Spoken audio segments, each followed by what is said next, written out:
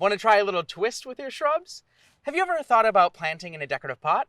It is a fantastic way to add pops of color to your front step or patio, or even adding a little movable color in the garden. I'm Ryan from Endless Summer Hydrangeas, First Edition Shrubs and Trees, and Easy Elegance Roses, and welcome to Garden Gab.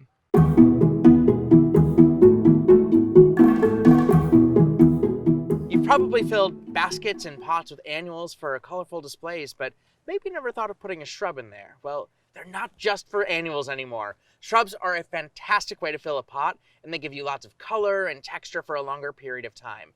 So let's start by talking about why you might want to add shrubs to a pot, and then we'll get to planting. Okay, so why a shrub in a pot? There are a few good reasons. Maybe you don't have the space for one more darn plant. Either your garden's already full, or you live in a space that doesn't even have a garden. But no dirt, no problem.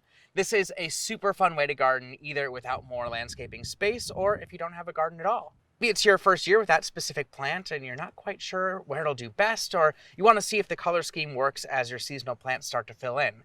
Put the shrub in a pot and place it in the garden where you might plant it in the future, and just give it a season and see if you like it. If you do, plant it later in the fall, and if you don't worry about it. Then you don't have to worry about transplant shock later when you move it to a different part of the garden. If you're going to keep the plant in the container because you're not quite sure where it's going to end up, I'll tell you how to overwinter later on in the video. You also might want to add some long-lasting color or texture to your front step, patio, deck, or even next to your pool, if you are so lucky as to have one.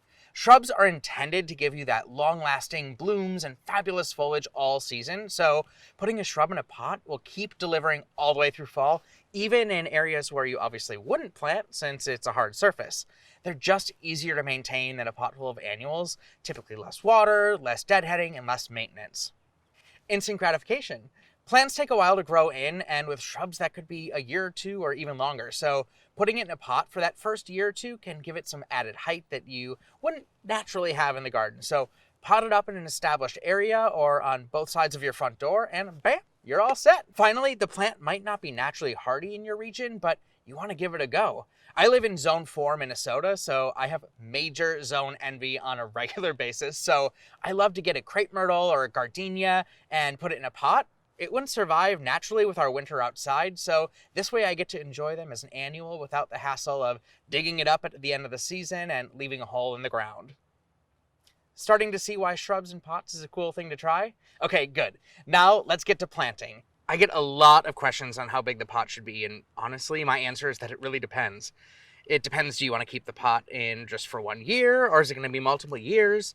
Do you want to accent the shrub with annuals, or just leave it alone?